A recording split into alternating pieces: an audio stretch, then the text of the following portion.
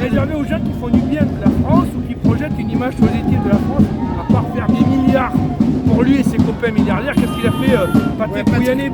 Patrick Pouyanné, il était PDG de quoi? Il était PDG du groupe Total. Ah ouais, oh là là, il est milliardaire lui. Il est multimillionnaire, il a appauvri l'Afrique, le Moyen-Orient. Et pourquoi alors l'histoire de la médaille? Raconte-moi si tu es pas au courant. Ah bon, t'as pas suivi? Il fait partie des 150, c'est ça, 150 personnes. Il y a même le mec là qui a suivi Annecy là. Oui, le mec au sac à dos là. Au sac à dos là, il a été aussi. Ah oui, Patrick Lespeak. Oui, mais en fait, oui, parce que lui c'est un bon catholique qui faisait la tournée des évêchés, etc. Très bien. Très bien, il a fait ce qu'il avait à faire, mais il y a un autre homme apparemment qui lui était encore plus près, parce que lui il était tellement près de ce tueur que le mec il a pris une balle de la police. Moi je me demande. Ne respecte pas la police là. Respectez. La déclaration a été faite à la préfecture, cette manifestation a été autorisée. Nous avons tous les droits d'être ici, c'est la loi. Vous continuez à réactionner, on reste. Vous avez supporté Macron pendant 6 ans. 6 ans de Macronie, vous n'arrivez pas à attendre 5 minutes. On bouge pas. Merci pour vos encouragements. Merci, allez-y. Merci pour vos encouragements. Les automobilistes français nous encouragent. Ouais. Voilà, c'est bon. On est rien à perdre. Cette histoire, alors, je sais pas si vous avez vu le film avec Louis de Funès, Hibernatus. Ah ouais.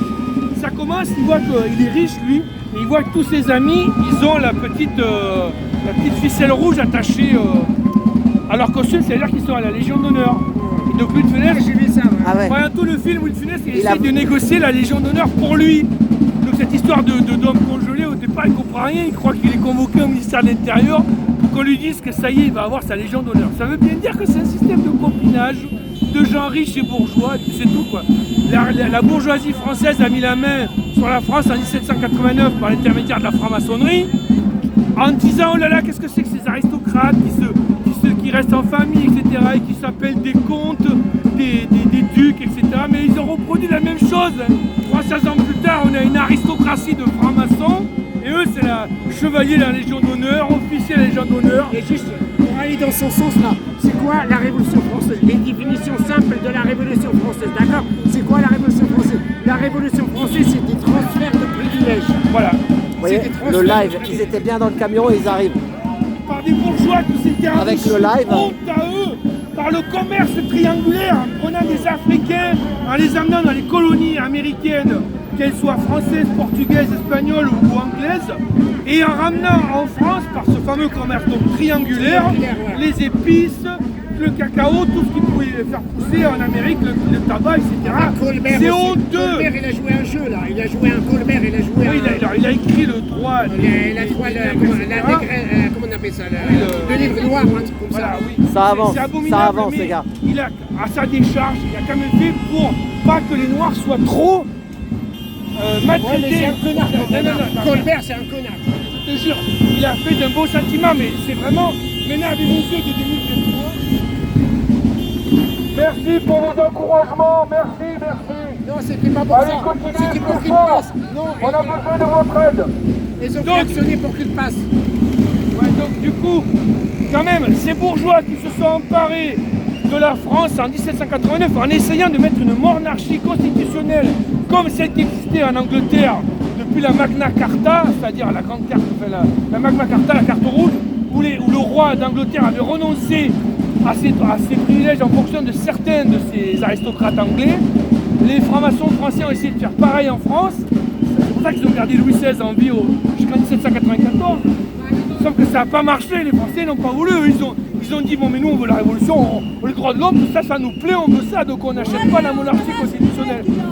Ils ont été dépassés, donc du coup c'est ça la révolution, un transfert de privilèges d'un groupe à un autre. C'est ce qui va arriver mon ami. Tous ces francs-maçons et ces milliardaires qui se sont emparés depuis 300 ans de tous les biens de la France, on va leur reprendre. on va faire nous aussi un inventaire. On va dire où sont toutes les actions de Total, où sont toutes les actions de je sais pas quoi, de machin, de tous ces bâtiments là.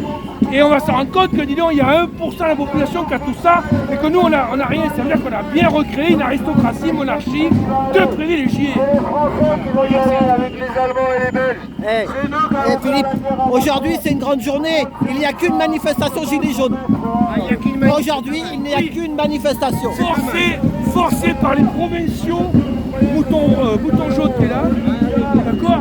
Parce que les provinciaux, quand ils viennent à Paris, ils nous font la leçon et ils ont raison. Ils nous disent, quand on vient à Paris, parce que quand même la France est colbertienne, c'est centralisé. C'est qui Mouton jaune alors? Voilà, métro sur les moulons. Donc il y a la fac. Eh, Mouton jaune, c'est qui Mouton jaune? Bonjour.